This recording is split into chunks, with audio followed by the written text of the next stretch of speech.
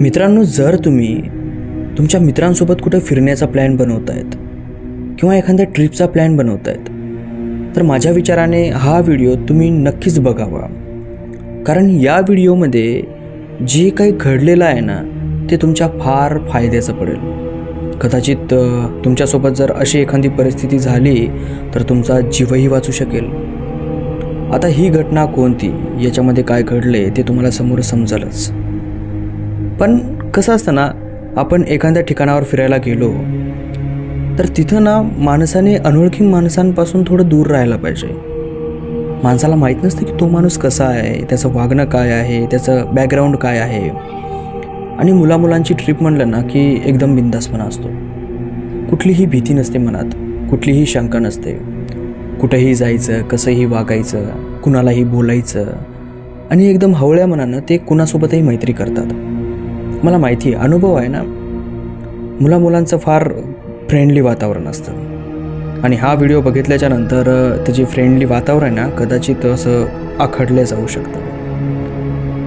तर ही कथा आहे दोन मित्रांची जे मराठवाड्यामध्ये राहतात आणि त्यांचा एक मित्र कोकणकड्यामध्ये राहतो. आणि ह्या दोघा जणांनी त्याच्या म्हणण्यावरून 2 वर्षाच्या नंतर असा प्लॅन बनवला की चला बाई, आपण कोकणाकडे एकदा फिरायला जाऊयातच. कारण की सगळेजण म्हणतात की कोकणामध्ये नैसर्गिक वातावरण एवढं फ्रेश आहे ना की तिथं गेल्याच्या नंतर असं वाटतं की साक्षात आपण स्वर्गामध्ये उतरलो आहे. इतकं सुंदर वातावरण आहे. आणि त्यांचा जो तिकडचा मित्र आहे तो त्यांना फोन लावू म्हणायचा, अरे मूर्खांनो, एकदा इकडे येऊन तर बघा रे, एकदा येऊन तर बघा रे. तुम्ही जर इकडं आलात ना की तुम्हाला असं वाटतं की तुम्ही स्वर्गामधून फिरून आलात. पुन्हा तुम्हाला कुठं जाण्याची इच्छा नाही होणार. एवढं नैसर्गिक वातावरण आहे. आणि काही लोक आहेत, ज्यामधला मी पण आहे, की मला निसर्गाचं वातावरण फार जास्त आवडतं. निसर्गाच्या सानिध्यामध्ये गेलं ना की असं वाटतं यार कधी इथून निघूच नाही, खूप मस्त वाटतं. तसे हे 3 जण होते. मग या 2 जणांनी आपल्या मित्राच्या म्हणण्यावरून प्लॅन ठरवला की आपण या दिवशी आपल्या इथून निघूयात आणि तिथं त्याला भेटूयात आणि तिथं गेल्याच्या नंतर त्याचीच मोटरसायकल घेऊन मस्त फिरायला जाऊयात. पण यांनी त्याच्याकडे एक आट मांडली, बाबा आम्ही तुझ्या गावाकडे तर येतो, तुला भेटतोय, पण एका आटीवर, आम्ही तुझ्या घरी राहणार नाही. आपण वेगळ्या ठिकाणावर एक हॉटेल बुक करूयात. त्या हॉटेलमध्ये आपण 3 जण रूम करूयात, राहूयात आणि तुझ्या बाईकमध्ये लागेल तेवढं पेट्रोल आम्ही टाकतो. तिथले जवळजवळचे जितके पण चांगले प्लेसेस आहेत ते सगळे तू आम्हाला फिरवशील. तो म्हणला की ओके, काही प्रॉब्लेम नाही. मी थोडी ना म्हणतोय तुम्हाला की तुम्ही या आणि माझ्याच घरी राहा म्हणून. आणि तसंही घरी राहिल्याच्या नंतर आपण बोलू शकत नाही, गप्पा मारू शकत नाहीत. आईवडिलांसमोर जरा चाबऱ्या गप्पा येत नाहीत बाहेर, खुलून बोलू शकत नाही ना माणूस. मग असं ठरल्याच्या नंतर हे 2 जण गेले. तो तिकडून आला, घरी गेले. पहिले त्याच्या घरी गेले, चहा वगैरे पिला, आईवडिलांना त्याच्या भेटले आणि नंतर मग हे 3 जण बाहेर निघले. मग यांनी एक हॉटेल बुक केलं आणि त्या हॉटेलच्या आसपास जितके पण प्लेसेस आहेत त्या सगळ्या प्लेसेसला भेट द्यायला लागले आणि संध्याकाळी येऊन हॉटेलमध्ये झोपायला लागले. हॉटेल म्हणजे काय असं फार महागडं हॉटेल नाही, नॉर्मलचं हॉटेल, ज्या हॉटेलमध्ये सकाळ संध्याकाळ राईस प्लेट भेटते 70-80 रुपयामध्ये, अशा प्रकारचं ते हॉटेल. आणि एका दिवसाचं भाडं 200 रुपये 300 रुपये अशा प्रकारचं ते हॉटेल होतं. नॉर्मलची रूम होती एक. आणि त्या हॉटेलवर बरेचसे लोक होते, मुलं मुली आणि जास्त करून सगळे पर्यटकच होते. कारण की यार ते प्लेसेसच तिथले तसे होते ना की तिथं सगळे पर्यटक येऊन तिथं भेट देतील, थांबतील, एन्जॉय करतील अशा प्रकारचे. आणि त्या हॉटेलमध्ये कपल्ससुद्धा राहत होते. लवर, प्रेम, हे सगळं काय तिथं खुलेआम होतं. म्हणजे असं नव्हतं की हां इथं लग्न झालेलेच राहू शकतात किंवा असंच किंवा तसंच नाही. जे एकमेकावर प्रेम करतात, गर्लफ्रेंड बॉयफ्रेंड, ते पण तिथं राहू शकतात. अशा प्रकारचं ते हॉटेल होतं. मग हे हिंडून यायचे, फिरून यायचे आणि हॉटेलमध्ये जाऊन झोपी जायचे. सकाळी जेवायचे, निघायचे, संध्याकाळी यायचे, जेवायचे आणि आपल्या रूममध्ये झोपी जायचे. आता या 3घांमध्ये एक असा मित्र होता ज्याला थोडासा छंद वेगळा होता. म्हणजे मुलगी दिसली की याला असं वाटायचं की यार बोलायला पाहिजे, बघायला पाहिजे. म्हणजे ताडणारा मित्र तो एक असतो ना की बाबा मुलगी दिसली की त्याच्या मनामध्ये काहीतरी होतं, तशा प्रकारचा हा मुलगा होता. मग त्या हॉटेलमध्ये 2 दिवसाच्या नंतर एक मुलगी याला दिसली, जी मुलगी याला बघत होती. याला वाटलं की यार आपली लाईन क्लिअर आहे, आपण हिला बघायला पाहिजे, बोलायला पाहिजे आणि हिला बोलण्याचा प्रयत्नसुद्धा केला पाहिजे. आणि त्या मुलीलाही वाटू लागले की आपण याला बोलायला पाहिजे, बोलण्याचा प्रयत्न केला पाहिजे. मग या दोघा जणांचे जे आय कनेक्शन आहेत, म्हणजे डोळ्याचे कनेक्शन आहेत, ते एकमेकाला भिडले आणि आँखों ही आँखों में इशारा होने लगा. या दोघा जणांना वाटायला लागले आपण एकमेकाला बोलायला पाहिजे. आणि मग हळूहळू ते दोघेजण एकमेकाला बोलायला लागले. आता लागल्याच्या नंतर ती जे मुलगी आहे ती मुलगी याच्यासोबत जरा जास्तच बोलायला लागली. या तिघांच्या टेबलवर येऊन बसायची, यांच्यासोबत जेवायची, यांच्यासोबत थोडी ड्रिंकसुद्धा करायची. आणि ती एवढी फ्रेंडली या तिघांसोबत बोलायला लागली जसं की या तिघा जणांची क्लोज फ्रेंडच आहे ती. आणि ती यांच्यासोबत गावाकडून आली आहे, अशा प्रकारे ती यांच्यासोबत राहायला लागली. हे तिघंजणं तिला विचारायचे, बाबा तू इथं कोणासोबत आली? ती म्हणायची की मी एकली आले, मला एकलं फिरायला आवडतं आणि नवीन माणसांसोबत ओळखी बनवायला आवडतात मला. मग यांनीही तिचं म्हणणं ऐकलं आणि तिच्यासोबत मैत्री केली. पण जो हा होता तिसरा मुलगा, याच्यासोबत तिची मैत्री जरा जास्तच जवळची होती. याला काही वेळाच्या नंतर असं वाटायला लागलं की मी हिच्यासोबत ते काम करू शकतो जे काम एक प्रियकर त्याच्या प्रेयसीसोबत करू शकतो किंवा एक नवरा त्याच्या बायकोसोबत करू शकतो. याला वाटायला लागलं की मी ते काम हिच्यासोबत करू शकतो. आणि तशा प्रकारची भावनासुद्धा त्याच्या बोलण्यामधून याला जाणवत होती. आणि याला असं वाटत होतं की ती मुलगी आता या कामासाठी सहमती आहे. तिथं झाल्याच्या नंतर जेव्हा हे तिघही जण बाहेर फिरायला गेले आणि संध्याकाळी परत वापस आले तर ती मुलगी त्या हॉटेलमध्ये नव्हती, गायब होती. आणि यांनी तिचं नावसुद्धा विचारायचं विसरलं. आता मुलं म्हणल्याच्या नंतर काय आहे, फार बंडल असतात मुलं, एकदम खतरनाक पद्धतीनं. आता हा त्या मुलीला इकडं तिकडं बघतो. हे दोघं जण म्हणतात जाऊ दे ना, गेली असेल ती, जास्त वेळ थांबली नसेल, आपल्या अगोदरपासून आलेली असेल ती.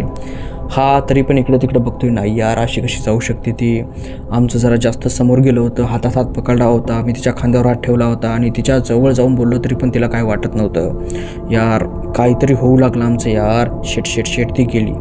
अशा प्रकारे हा करू लागला. मग तिथे 1-2 दिवस राहिले आणि यांनी तिथला जो सगळे काय प्लेसेस आहेत ते सगळे व्हिजिट केले आणि तिथून निघण्यासाठी प्लॅन बनवला.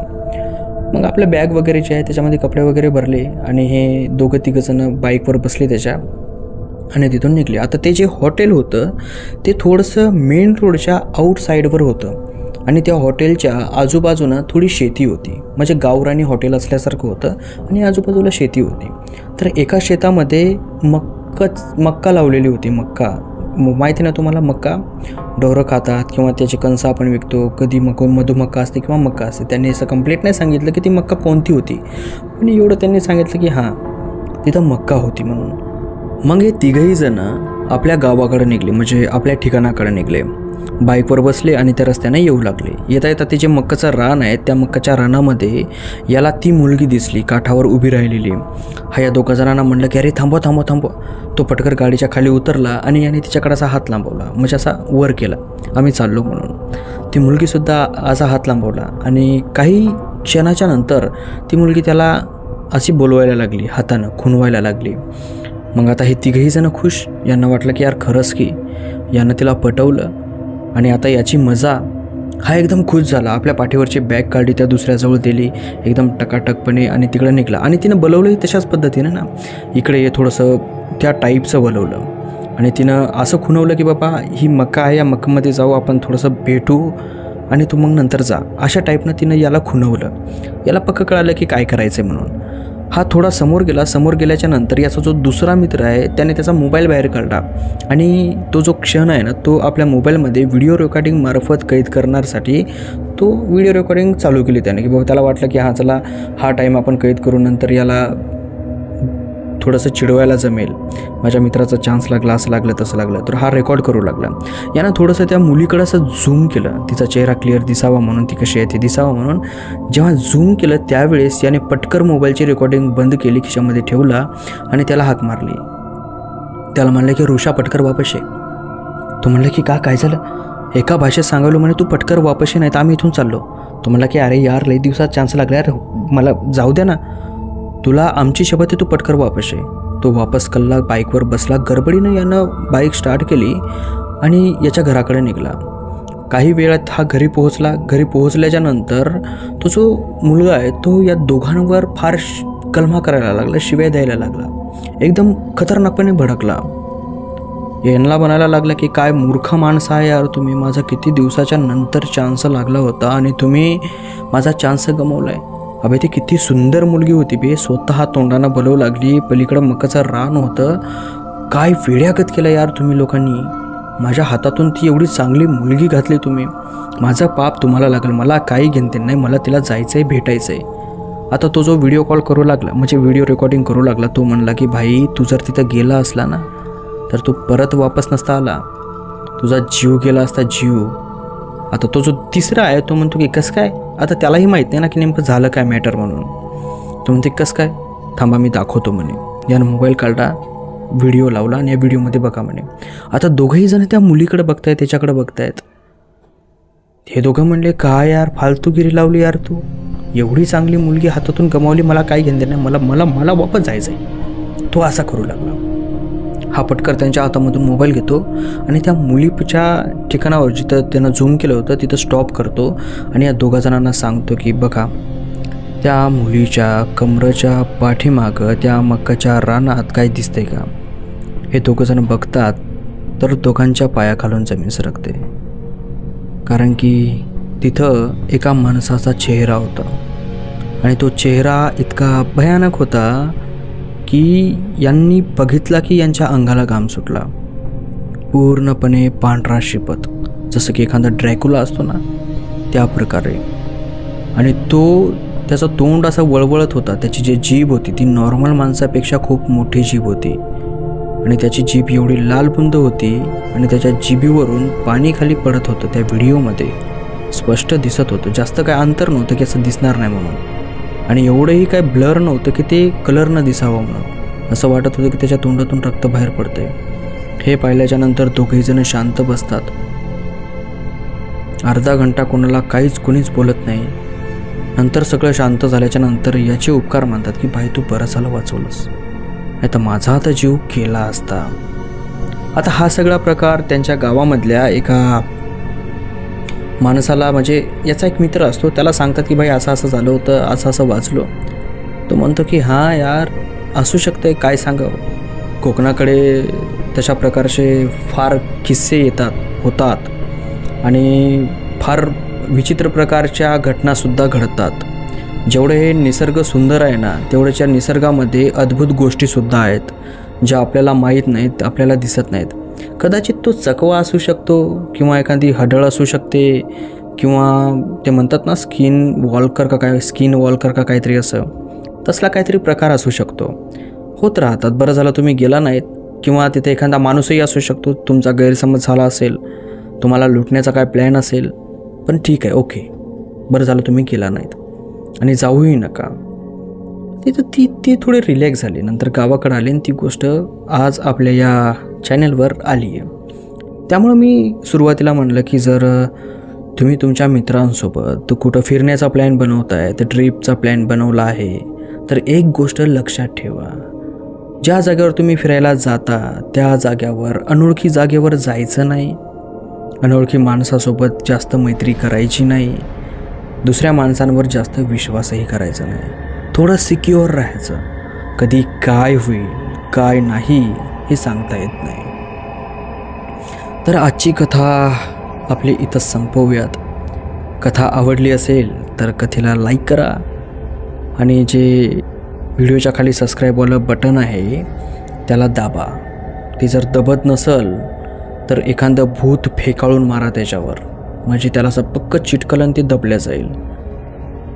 1,00,000 सबस्क्रायबर करायचे आहेत आपल्याला, पटकर, जरा गडबडीनं.